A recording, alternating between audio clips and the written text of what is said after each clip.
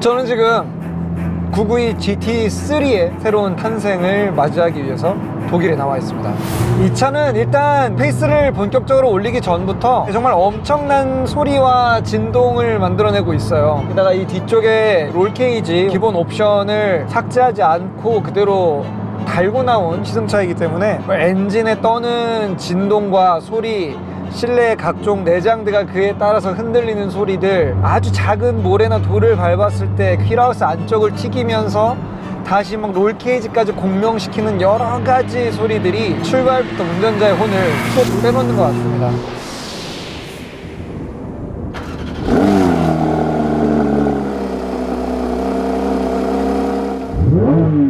론치 컨트롤을 한번 이용해 보도록 하겠습니다.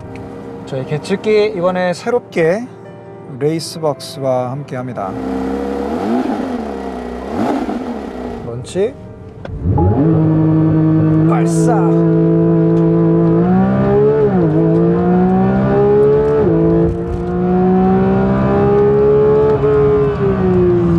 오, 3.79초. 제 실력이 안 나오는데요. 포르쉐가 웬만해서 그 자기들이 발표한 수치보다는 여유있게 0.1, 0.2 정도는 더 잘라낼 수가 있는데 3.4초로 발표를 했거든요. 가자!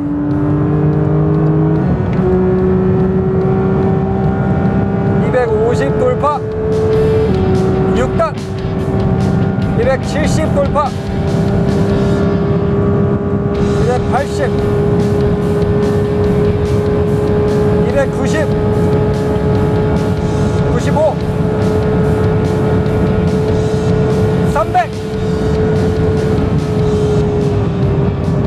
992의 8단 PDK와 달리 지금 이 차량에는 7단 PDK가 달려 있습니다. 그리고 각 단은 최적의 가속력을 보장하기 위해서 보다 짧은 기어비로 설정이 되어 있어요. 기존의 992들이 7000rpm으로 도달할 수 있는 속도를 이 차는 9000rpm까지 돌려서 도달할 수 있기 때문에 조금 더 토크를 증폭시켜서 바퀴에 전달해 줄 수 있는 그런 공격적인 기어비를 쓸 수 있게 되는 거죠. 이 차량의 최대 토크는 사실 그렇게 인상적으로 높아지지 않았습니다. 지금 제가 타고 있는 자연흡기 버전의 카레라 S랑 비교했을 때에도 약 1, 2kg 정도밖에 차이가 나지 않는 수준인데요. 뭔가 인상적이지 않은데 그러면은 과연 힘의 차이가 느껴질까? 이런 생각이 들겠지만은 카레라 자연흡기 엔진과의 기어비가 근본적으로 다르기 때문에 같은 토크를 가지고서도 훨씬 내성은 구동력을 만들어낼 수가 있게 되는 거죠. 많은 사람들이 놓치고 있는 자연흡기 엔진의 매력과 장점이 바로 거기에 있습니다.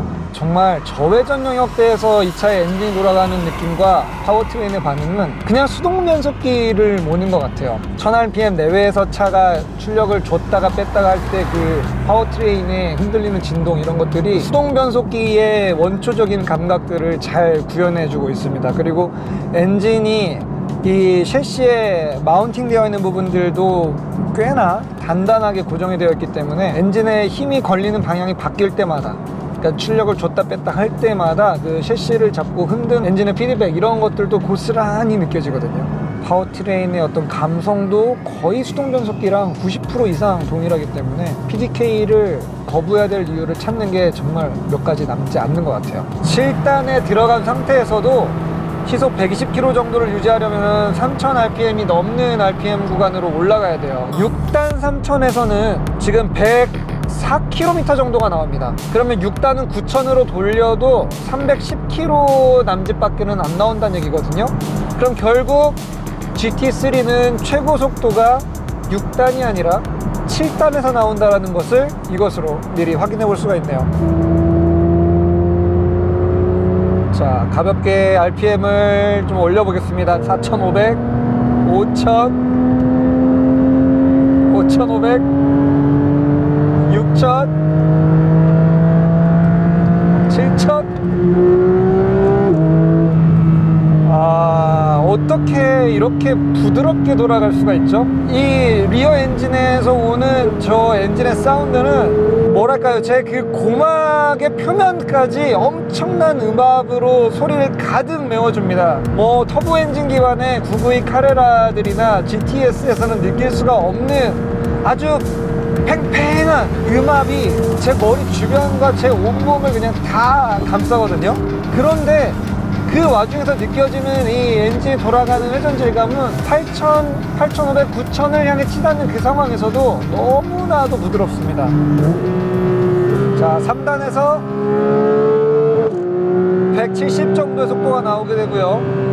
스포츠 모드에서 변속할 때에는 훨씬 더 클러치가 붙는 박력이 엄청나집니다. 덜컹덜컹 하면서 기어가 정말 꽉꽉 물리는 이런 느낌들, 수동 변속할 때 클러치를 강하게 뗐을 때의 느낌들이 나기 시작해요.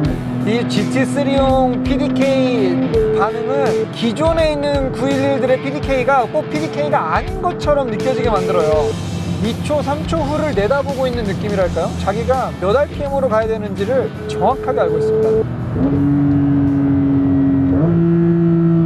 근데 정말 놀라운 건 7단 기어에서도 풀스로틀을 하면 가속력이 지금 속도가 올라가는 거 보이세요? 1, 2, 3, 4, 5, 6, 7, 8 이 정도의 페이스로 속도를 올립니다. 그것도 140, 150 언저리에서요. 자, 속도 제한이 풀리는 곳이죠. 7단 가속 한번 해볼게요. 70, 180, 190 웬만한 자동차들, 웬만한 스포티한 차량들이 한 3단, 4단 걸어놓고 풀스로틀 했을 때 올라가는 그러한 가속력으로 7단에서 밀어붙여줘요.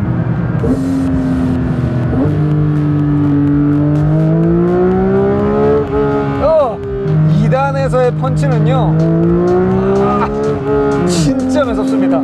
뒤쪽에 있는 리어 윙 같은 경우에는 다운포스를 조절할 수 있게 받은 각을 4단계로 볼트를 풀러서 조정할 수 있게 되어 있습니다. 현재 세팅은 다운포스가 가장 높게, 최고 속도 면에서는 살짝 불리할 수는 있지만 뒷바퀴를 더 꾹꾹 눌러줄 수 있는 가장 높은 각도의 앵글로 설정이 되어 있더라고요. 아무래도 꼬리가 쉽게 날아가지 않게끔 안정적인 리어 스테빌리티용으로 설정이 되어 있는 것 같습니다. 속도 무제한 구간입니다. 출발!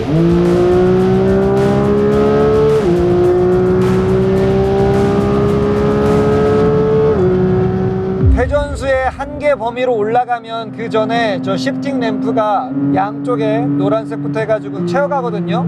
저 디자인이 너무 좀 오락게임 같은 느낌이어서 시뮬레이션 게임을 하고 있는 것 같은 그런 느낌이 들어요. 어쩔 수가 없습니다. 요즘에는 레이스카들도 옛날처럼 이렇게 LED로 들어오는 게 아니라 디스플레이 형식으로 뭔가 바뀌었기 때문에 실제 레이스카에서 쓰고 있는 어떤 그런 방식들을 차용해서 GT3에도 좀 들어오는 것 같습니다. 데일리용으로 쓰기에는 이 GT3 얼마나 불편할까요? 일단 시트 자체는요, 버킷을 선택하게 되면 더 뒤로 누울 수가 없습니다. 리클라이닝이 안 돼요. 하지만 제 기준일 수 있지만 이 시트를 처음 앉았을 때 굳이 각도를 변환해야겠다라는 어떤 생각이 전혀 안 들 정도로 그냥 딱 자연스럽게 앉을 수가 있었어요. 전동으로 높낮이는 여전히 조절할 수가 있으니까 시야 확보하는 데에는 전혀 문제가 없습니다. 다만 통풍 시트나 열선 시트가 지금 들어가 있지 않은 사양의 시승차이기 때문에 뭐 이런 부분들은 데일리용으로 쓸 때는 약간 좀 아쉽겠다라는 생각이 들 수도 있겠죠.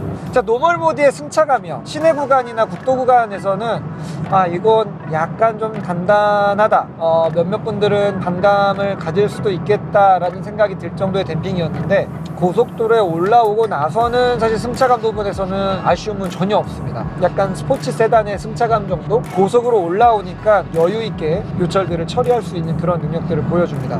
자, 확실히 스포츠 댐퍼를 켜게 되면 부드럽게 움직이던 이 댐퍼의 느낌이 이제는 팍팍팍 다가오는 느낌들은 있어요. 하지만 여전히 고속도로 기준으로 장거리 운행을 할 때 피곤하다라고 느낄 정도는 아닙니다. 이번 GT3는 전체적으로 약간 옐로우가 포인트인 것 같습니다. RPM의 바늘이 노란색으로 바뀌었어요. 심지어 가상이긴 하지만 350까지 그려져 있는 속도계의 인덱스도 노란색입니다. 주행 모드를 바꿀 때 변화하는 이 우측 메뉴의 표시창 역시 노란색이고요. 기어 노브 위쪽에 있는 PRND의 이 색상과 GT3라는 중앙 부분에 있는 이 로고까지도 전부 살짝 형광 노란색의 톤으로 유지를 하고 있습니다. 진짜 거부하고 싶은 이유 하나는 이 시프트 레버의 디자인인데요. 그러니까 이 양감은 좋거든요. 손에 잡히는 느낌이라든지 이 밑에 스템이 올라오는 이 부분 가죽으로 마감을 한 부분들은 좋은데 이 맨 위에 시프트를 할 때마다 눌러야 되는 이 PRND가 써져 있는 이 플라스틱의 이 질감과 이 눌릴 때의 이 뻑뻑한 느낌은 이거는 좀 용서하기가 어려운데요. 이거 바꾸는 분들 많으실 것 같아요. 아마 이게 뭔가 교체용품이 많이 나오지 않을까 생각이 듭니다. 그 153 볼펜 뚜껑을 누를 때 나는 그런 느낌인 것 같아요. 자, 노멀 모드에서는 예상보다 운전대가 되게 가볍습니다.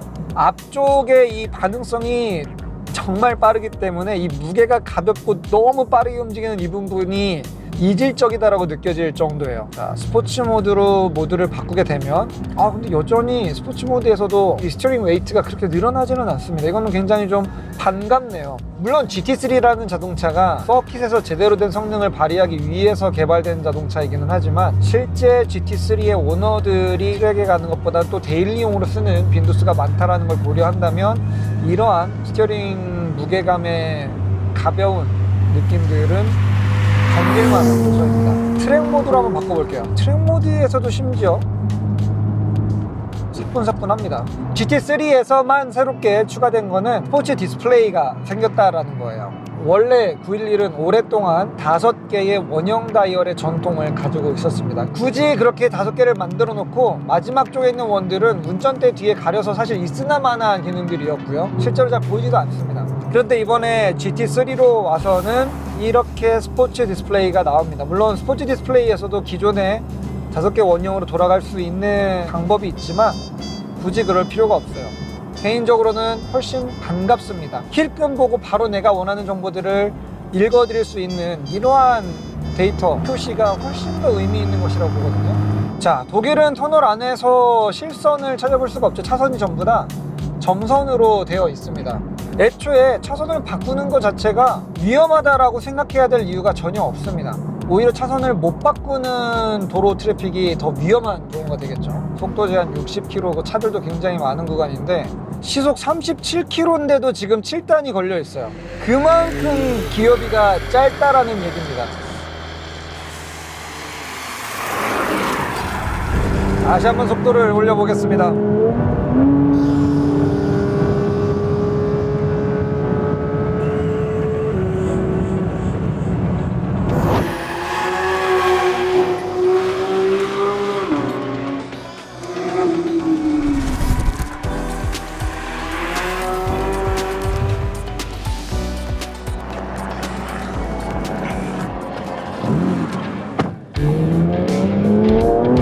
아무래도 아우토반에서는 이 차의 성능을 완벽하게 끌어내긴 어려울 것 같아서 이 차의 가장 친숙한 곳이라고 할 수 있는 레이스트랙으로 들어왔습니다. 레이스트랙에 들어오니까 코너를 단 하나만 돌았는데도 앞쪽에 W15이 들어가 있는 정말 이 막강한 외륜과 내륜 이 두 개의 바퀴가 발톱을 세우고 안쪽에 있는 연석을 잡아채는 이런 느낌들까지 선명하게 들어옵니다. 처음에 992가 발표됐을 때 왜 굳이 네로 바디를 포기하고 앞쪽 팬더까지 5팬더가 들어간 와이드 바디를 갔을까? 전 그 부분이 가장 궁금했었거든요. GT3를 타보니까 이제야 답을 알 것 같아요. 이 더블 위시본을 품기 위한 공간이 애초부터 필요했던 게 아니었을까요? 자, 이건 W15인지 얘기해주지 않아도 정말 누구나 쉽게 느낄 정도로 이제 이 차는 코너링 할 때 3바퀴가 일을 하는 게 아니라 4바퀴가 일을 하게 됩니다.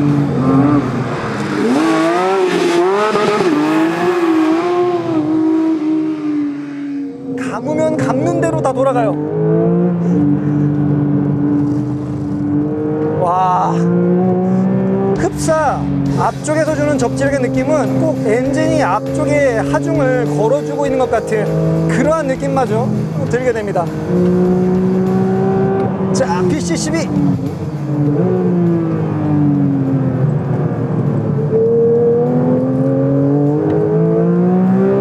그리고 기존에 이 991 GT3에서 사실 개인적으로 조금 아쉬웠던 부분은 에이펙스를 찍고 탈출할 때 그때 강력하게 파워를 걸어주면 여전히 전륜 측이 가벼워지면서 엉덩이로 일어서는 것 같은 그러한 느낌으로 앞쪽에 그립이 살짝 옅어지는 게 조금 아쉬웠었거든요. 하지만 이번 992에서는 더블 위시본의 적용으로 그러한 느낌을 거의 받을 수가 없어요.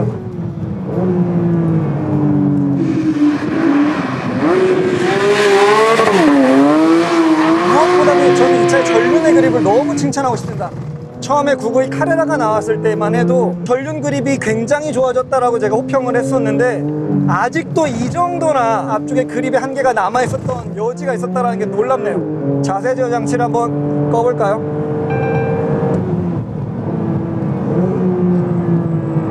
와.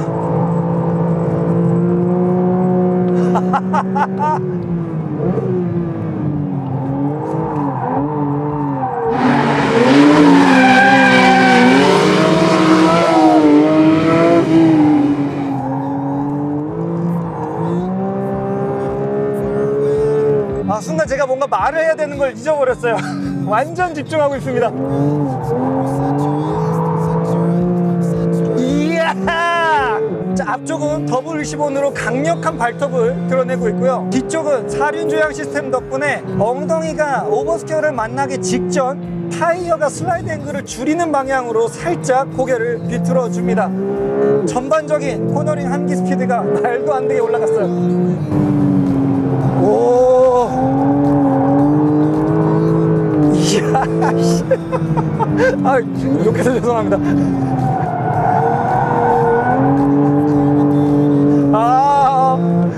이게 992로 왔을 때 사실 기본적인 하드웨어 포인트에서 가장 큰 변화점은 엔진의 마운팅 위치가 기존 991 대비해서 거의 한 16cm, 17cm 정도가 앞쪽으로 이동을 했거든요.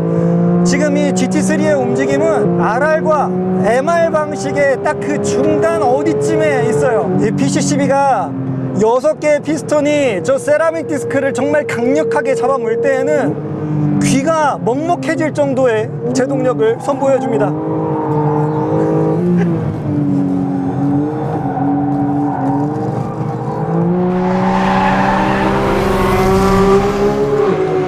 미쳤어.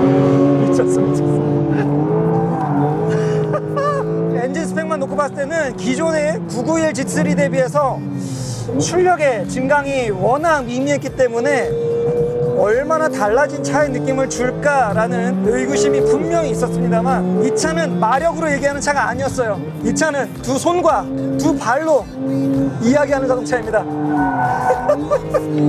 도대체 이 포르쉐의 GT 부서는 그 한계가 어디일까요? 알 수가 없습니다. 이번 GT3 디자인의 주요 변화점들, 일단 앞쪽 범퍼에 냉각기를 통과한 후 열기를 빼내는 본네트 위쪽으로의 덕트가 생겨났습니다. 하지만 절묘하게도 기존의 트렁크 공간을 침범하지 않는 수준으로 마무리를 잘 해두었죠. 두 번째 특징은 뒤쪽에 올라온 이 거대한 수완넥입니다. 구조물을 기류가 늦게 흘러가야 되는 윙의 위쪽 부분으로 다 조립을 해놔서 매끈한 윙의 아래쪽 부분의 넓은 표면적을 얻을 수 있는 그러한 레이스 테크놀로지 중에 하나이죠. 그리고 보이지 않는 곳에 더블 위시본이라고 하는 아주 근본적인 변화가 숨어 있습니다. 사실 나머지 부분들은 약간씩의 진화를 거듭하긴 했지만 기존의 911 GT3가 쓰던 어떤 디자인 레시피들을 그대로 동일하게 채용하고 있거든요. 솔직히 이 차를 일반 도로나 아우토반에서 타봤을 때는 뭔가 약간 감성적인 부분이 좀 부족한 건 아닐까라는 생각이 들었어요. 그런데 본격적으로 이 차의 측면 방향으로 횡재를 걸어줘 보고 나니까 이 차가 만들어졌던, 개발되고 조립이 됐던 본질적인 존재 이유에 대해서 깨닫게 됐습니다. 훌륭한 자동차네요.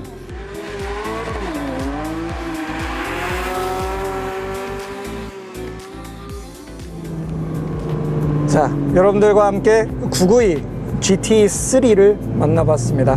저는 다음에 더 재밌는 영상으로 찾아오겠습니다. 감사합니다.